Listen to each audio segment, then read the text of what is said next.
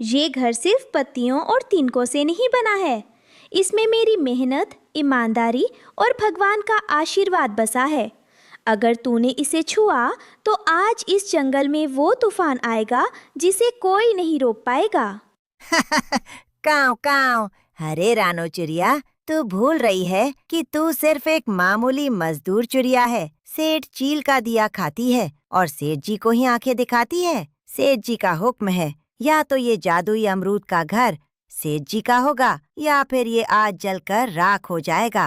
कालू, बातें बंद कर, फेंक दे मशाल। देखते हैं इस चिड़िया में कितना दम है अपने इस जादुई अमरूद को बचाने का। तो सुन लो सेठ चील, जब तक रानो की सांसें चल रही हैं, कोई मेरी इस ईमानदारी की कमाई पर बुरी नजर नहीं डाल सकता। दोपहर की कड़कती धूप में रानो चिड़िया और उसका पति टुन्नू चिड़ा सेठ चील के बहुत बड़े फल बागान में भारी भारी फल उठाकर टोकरियों में रख रही थी।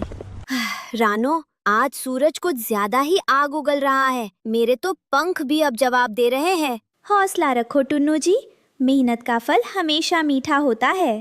तभी वहाँ कालू कौवा हाथ में छड़ी लिए मटकते हुए आता है। अरे ओ टुन्नू, ओ रानो, क्या कछुए की चाल से काम कर रहे हो? सेठ जी दोपहर की गिनती करने आ रहे हैं। अगर टोकरियां पूरी नहीं मिली तो आज का खाना भूल जाओ। कालू भाई, टोकरियां लगभग भर चुकी है। बस आज की मजदूरी समय पर दिला देना। घर में दाना खत्म है। हाँ हाँ, बड़ा आया हुक्म चलाने वाला। काम करो चुपचाप। सेठ चील वहाँ उड़ता हुआ आता है। कालू, क्या हुआ? सारा काम पूरा हुआ या नहीं? सेठ जी, ये टुन्नू और रानो काम कम करते हैं और बातें ज्यादा। कह रहे हैं कि उन्हें और पैसे चाहिए। क्या 2 कौड़ी के मजदूर होकर मुझसे मुंह लड़ाएंगे? कालू, आज इन्हें आधे से भी कम दाना देना। चलो भागो यहाँ से। शाम का समय, रानो और टुन्नू खाली पेट भूखे पेट जंगल की ओर लौट रहे हैं। दोनों एक सूखे पेड़ की डाली पर बैठते हैं। रानो, मुझे माफ कर दो। मैं तुम्हें एक अच्छा घर और भरपेट खाना भी नहीं दे पाता। आज भी हमें भूखे सोना पड़ेगा। ऐसा मत कहिए टुन्नू जी, भूखे पेट सोना कोई गुनाह नहीं है, लेकिन किसी के आगे झुकना गलत है। हम स्वाभिमानी हैं, भगवान हमारी परीक्षा ले रहे हैं। तभी अचानक पास की झाड़ी में से एक चमकीली रोशनी निकलती है। रानो और टुन्नू नीचे उतरते हैं। वहाँ एक बहुत बड़ा, सुंदर और सुनहरी चमक वाला अमरूद पड़ा हुआ था। रानो, ये देखो, इतना बड़ा और अनोखा अमरूद मैंने अपनी पूरी जिंदगी में नहीं देखा। ये तो अद्भुत है टुन्नू जी, ये सामान्य अमरूद नहीं लग रहा। अचानक अमरूद में से एक जादुई आवाज आती है। हे स्वाभिमानी पक्षियों, डरो मत। मैं इस जंगल का जादुई अमरूद हूँ। मैंने सेठ चील के खेत में तुम्हारी ईमानदारी, मेहनत और स्वाभिमान देखा है। तुम दोनों भूखे रहकर भी कभी गलत रास्ते पर नहीं चले, इसलिए मैं तुम्हें अपना घर बनाने का वरदान देता हूँ। वरदान? अमरूद का घर? हाँ, इस अमरूद के अंदर एक बहुत बड़ा, सुंदर और सुरक्षित घर है, और जो भी भूखा असहाय पक्षी इसके पास आएगा, उसे कभी दाने की कमी नहीं होगी। ये घर केवल सच्चे और साफ दिल वाले पक्षियों की रक्षा करेगा। अचानक वो अमरूद बड़ा होकर एक बेहद सुंदर जादुई घर जैसा घर बन जाता है। हे भगवान, आपका बहुत बहुत धन्यवाद। टुन्नू जी, ये हमारी मेहनत और ईमानदारी का फल है। कुछ दिन बीत जाते हैं। रानो चिड़िया और टुन्नू चिड़ा अपने जादुई अमरूद के घर में खुशी खुशी रहने लगते हैं। वे भूखे और गरीब पक्षियों को अपने घर बुलाकर अमरूद के जादुई दाने खिलाते हैं। रानो दीदी, आपका बहुत बहुत शुक्रिया। आज 3 दिन बाद मेरे बच्चों को भर पेट खाना मिला है। छोटू भाई, शुक्रिया भगवान का करो। ये घर सबका है। जब तक रानो और टुन्नू है, इस जंगल में कोई पक्षी भूखा नहीं सोएगा। तालू कौवा एक पेड़ के पीछे छिपकर ये सब देख रहा होता है। काव काव। अरे बाप रे, ये तो चमत्कार हो गया। ये कल के भिखारी मजदूर आज इतने बड़े जादुई महल में रह रहे हैं और मुफ्त में सबको दाना बांट रहे हैं। मुझे तुरंत सेठ जी को बताना होगा।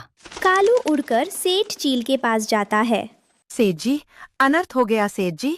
आप यहाँ अपने फलों की रखवाली कर रहे हैं और वहाँ रानो और टुन्नू को जंगल में एक जादुई अमरूद का महल मिल गया है। क्या बकवास कर रहा है कालू? जादुई अमरूद का घर? हाँ सेठ जी, उस घर में से जितना चाहो दाना निकलता है। अगर वो घर हमारे पास आ जाए तो पूरे जंगल के पक्षी आपके गुलाम बन जाएंगे। आपको किसी को मजदूरी भी नहीं देनी पड़ेगी। शाबाश कालू, तूने बहुत काम की खबर दी है। वो गरीब चिड़िया इस जादुई घर की हकदार नहीं हो सकती। उस घर पर सिर्फ और सिर्फ मेरा कब्जा होगा। रात का समय सेठ चील अपने गुंडों और कालू कौवे के साथ रानो के जादुई अमरूद के घर पहुंचता है। ओ टुन्नू, रानो, बाहर निकलो। रानो और टुन्नू डर कर बाहर आते हैं। सेठ जी, आप इतनी देर रात यहाँ, क्या बात है? बात यह है टुन्नू कि ये जमीन मेरी है और इस जमीन पर उगने वाला हर फल, हर घर मेरा है। तुरंत ये घर खाली करो और यहाँ से दफा हो जाओ। झूठ मत बोलिए सेठ जी, ये घर हमें हमारी ईमानदारी के इनाम में मिला है। हम इसे खाली नहीं करेंगे। अरे ओ रानो, सेठ जी से जुबान लड़ाती है। चुपचाप चाबी दो, वरना सेठ जी अपने पंजों से इस अमरूद के टुकड़े टुकड़े कर देंगे। कालू कौवे, तू तो सिर्फ गुलामी करना जानता है। स्वाभिमान क्या होता है ये तुझे कभी समझ नहीं आएगा। अगर हिम्मत है तो छू कर दिखाओ हमारे घर को। सेठ चील अपने साथियों को इशारा करता है। हमले करो, इस अमरूद के घर को तोड़ दो और इन चिड़ियों को यहाँ से भगा दो। चील और कौवे अमरूद के घर पर हमला करने के लिए आगे बढ़ते हैं। टुन्नू चिड़ा लकड़ी लेकर आगे बढ़ता है। रानो, तुम बच्चों को अंदर ले जाओ, मैं इनसे निपटता हूँ। नहीं टुन्नू जी, आज हम अलग नहीं, मिलकर लड़ेंगे। जंगल के पक्षियों, उठो, तब तक हम इस सेठ चील के अत्याचार को सहेंगे। अगर आज हमने अपने घर की रक्षा नहीं की तो कल ये सेठ चील आप सभी के घोंसले छीन लेगा। रानो की बात सुनकर जंगल के सारे पक्षी एकजुट हो जाते हैं। रानो दीदी सही कह रही हैं। हम सेठ की तानाशाही नहीं सहेंगे। सारे पक्षी एक साथ सेठ चील और उसके गुंडों पर कंकड़ पत्थर और सूखी लकड़ियों से हमला कर देते हैं। अरे, ये क्या हो रहा है? ये छोटे पक्षी मुझ पर हमला कर रहे हैं। उसी समय जादुई अमरूद का घर जोर जोर से चमकने लगता है। उसमें से एक बहुत तेज पवित्र रोशनी निकलती है जो सेठ चील और कालू कौवे की आंखों में पड़ती है। अहंकारी चील, तूने हमेशा गरीबों का शोषण किया है। ये घर केवल पवित्र और सच्चे दिल वाले पक्षियों की शरण स्थली है। तेरा विनाश निश्चित है।